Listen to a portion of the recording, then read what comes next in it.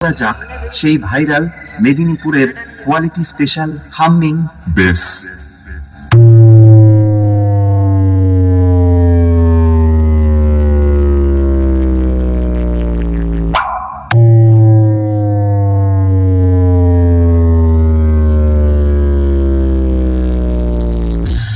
এক এক করে সবকিছু আপনাদের চেক করে শোনালাম।